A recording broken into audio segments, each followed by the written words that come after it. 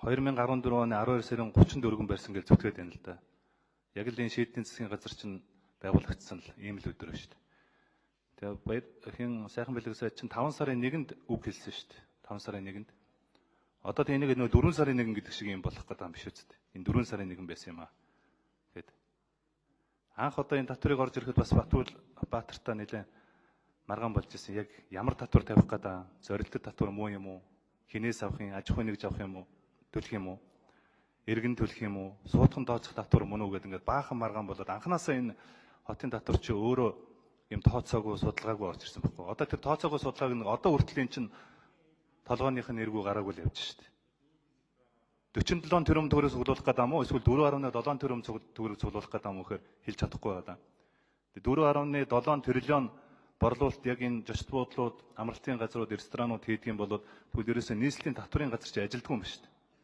Ерөөсөө татвараа авдаг юм байна. Тэгвэл нийслэлийн аж ахуй нэгжүүд чи бүх татвараа нуудаг юм шүү. 4.7 тэрлионы борлуулалт хийсэн аж ахуй нэгжүүд чинь тэгвэл энэ 10% орлогын албан татвар, нөөтийн татвар гэж төлж явах хэрэгтэй шүү.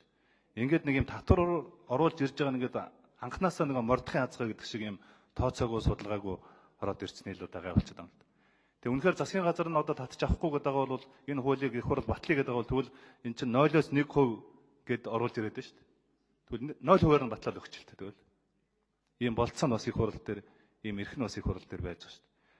Тэгээ их хурл одоо нийслэл чинь уг нь бол 2 орлогчтой байх хэрэгтэй одоо 6 орлогчтой. Тэгээ орлогчтой ер нь нийслэлд одоо ингээ хууль үйлчлэгээ болцсон л байгаад байна л да. Нөгөө хэмнэлтийн 3-нд шилжээд 6-гаа 2 болгохоор 6 хэвээрэл байгаад байдаг. Засгийн газар нь татвар нэмэхгүй шүү гэхээр татвар нэмнэ л гэдээ оруулж ирээд байдаг нэг ийм л утгач. Одоо тэгээ цаашдаа энэ ресторан гэхээр чинь энэ одоо хаан бууз ч одоо ресторан уу? KFC ресторан уу? Одоо ингээд аль нь яг ресторанын, аль нь буфетийн, аль нь цайны газрын, аль нь кофе шоп юм гэдэг ингээд эн чинь яг энэгээр бол их тийм маргаан дэгдэх маягтай ийм л юм орж ирчээд байгаа байхгүй юу? Ийм л юм орж ирчээд байгаа. Тэгэхээр энэ бүх юмнууд чинь өнөөдөр бид нар ойлголтуудаа нэгдүгээрт нөгөө хууль өргөн бариад санаачлаад өргөн барьж байгаа улсууд нь ойлголт нь нэг өөр. Хууль батлах гал сууж байгаа бид нар тайлбарлаад байгаа тоонууд нь бас зөрөөд байдаг. Ойлголтууд нь бас зөрөөд байдаг. Бид нар тэгээд яаж ийм хуулийг одоо батлах юм бэ? Тэгээ нийслэлийн би иргэдэд энэ баараар үйлчлүүлдэг, цайны газар ордог, ресторанд ордог, амралтын газар очиж үйлчлүүлдэг ийм иргэд гэж би байдгүй. Их цөөхөн байдаг байх л гэж бодоод байгаа. Одоо тэгээд ресторанд орохгүй тэгэхээр одоо энэ нэг тусгай зөвшөөрлөг чи одоо яг яадаг юм бэ? Ресторан, цайны газар, буфет, хаан бууз одоо нэг кофе шоп гэх тус нь ялгаатай болгодог юм лицензүүдээ. Энийг одоо яг хооронд нь яг яаж ялгаж салгах вэ? Гэх мэтлэнгээр нэг юм ойлгомжгүй асуудлууд байна. Ойлгомжгүй асуудлууд. Энэ дээр л одоо тодорхой тайлбаруудыг үнэхээр та нар маань өөрсдөө энэ татварыг ойлгосноо гэдгийг би дахиад асуух гэдэг юм л да. Анх нөгөө хууль орж ирж байхад асууж байсан асуултууд. Ямар татвар юм? За одоо бол ойлгомжтой юм байна. Цогтууруулах ундаа бүх төрлийн тамхи, жочд буудал, амралт, ресторан, бар иргэн төлөх юм. Нийслэлийн бүх иргэд төлөх юм байна.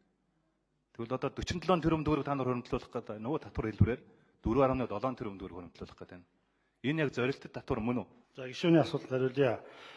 Яг одоогийн энэ хурал дээр би засаг даргын үүргийг гүйцэтгэж байгаа утгаараа ээж оролцож байгаа гэдэг нэгдүгээр хэлье. Хуулийн 1-р нүүрэнд 4-р хэсэгт ямар үйлчлэгээр яаж нийлэх вэ гэдэг тусгайлан заагаад өгчсөн байгаа. За энэ бүх үйлчлэг нь Монгол улсын стандартын дагуу заасан стандартаа байгаа. Тэгээ энэ бүх байгууллагууд зөвшөөрөл авахдаа яг энэ стандартын дагуу за манайх ресторан шүү гэж хэлээд рестораны зөвшөөрлөө авдаг, баар гэж хэлээд баарныхаа зөвшөөрлийг авдаг. Яг тэр тусгай тавигдсан техник технологийн нөхцлүүд байдаг. Тэрийгэ мөрдөж авдаг юм аа. За тооны хувьд бол эргэлзсэн юм байхгүй гişүнэ. Бид нэр 47 тэрбум төгрөг авахын тулд 4.7 их 80 төгрөгнөөс 1% л авч байгаа юм. Энэ 47 тэрбум төгрөг болж байгаа юм. Тэгэхдээ энэ бол бид нар аж ахуй нэгжээс бол авж байгаа биш, хэрэглээнээс хэрэглэгчдээс авч байгаа ийм татвар.